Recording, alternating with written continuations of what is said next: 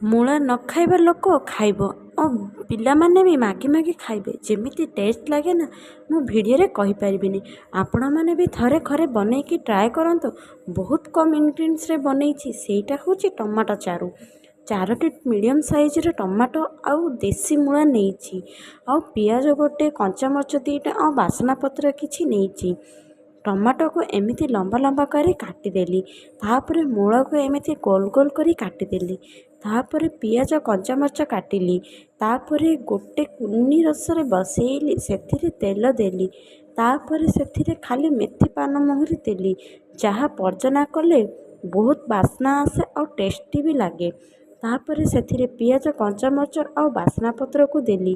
ସେଇଟାକୁ ରଙ୍ଗ ହେବା ଯାଇ ଭାଜିଲା ପରେ ସେଥିରେ କଟା ଟମାଟୋକୁ ଦେଲି। ଭଲରେ ଘାଣ୍ଟା ଘାଣ୍ଟି କଲା ପରେ ଘୋଡ଼େଇ ଦେଲି 5 ମିନିଟ୍ ପାଇଁ। ତାପରେ ଟମାଟୋକୁ ବେଲା ସାହାଯ୍ୟରେ ଚକଟି ଭଲରେ ବିଳେଇ ଦେଲି। ତାପରେ ସେଥିରେ ମୂଳାକୁ ଦେଲି। ତାପରେ ଲୁଣ ଆଉ ହଳଦୀ ଗୁଣ୍ଡ ଦେଇ ପୁଣି ଭଲରେ ଘାଣ୍ଟିକିରି ସେଟାକୁ 5 ମିନିଟ୍ ଯାଏ ଛାଡ଼ିଦେଲି।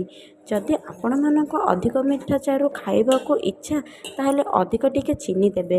ଯଦି ଏମିତି ହାଲକା ରାଗ ହାଲକା ମିଠା ଖାଇବାକୁ ଇଚ୍ଛା ତାହେଲେ ମୋ ପରି ଅଧା ଚାମଚ ଚିନି ପକାଇଛି ସେମିତି ଚିନି ପକାଇବେ। ତାପରେ ଭଲରେ ଚାରୁକୁ ଫୁଟେଇବେ। ଫୁଟେଇଲେ ମାନେ ଚାରୁର କଞ୍ଚା ବାସ୍ନାଟା ଯିବ, ମାନେ ଟମାଟୋର କଞ୍ଚା ବାସ୍ନାଟା ଯିବ। ଆଉ ସେଇଟା ଖାଇବାକୁ ବହୁତ ବହୁତ ବହୁତ ଟେଷ୍ଟି ଲାଗିବ। ଆଉ ଗରମ ଭାତ ସହ ଯଦି ଏହାକୁ ଖାଆନ୍ତି ତାହେଲେ ଆହୁରି ଟେଷ୍ଟି ଲାଗିବ। ଏବେ ମୋର ଚାରୁ ରେଡ଼ି ହୋଇଗଲା। ଆଉ ଗରମ ଗରମ ଭାତ ସହ ମୁଁ ଚାରୁକୁ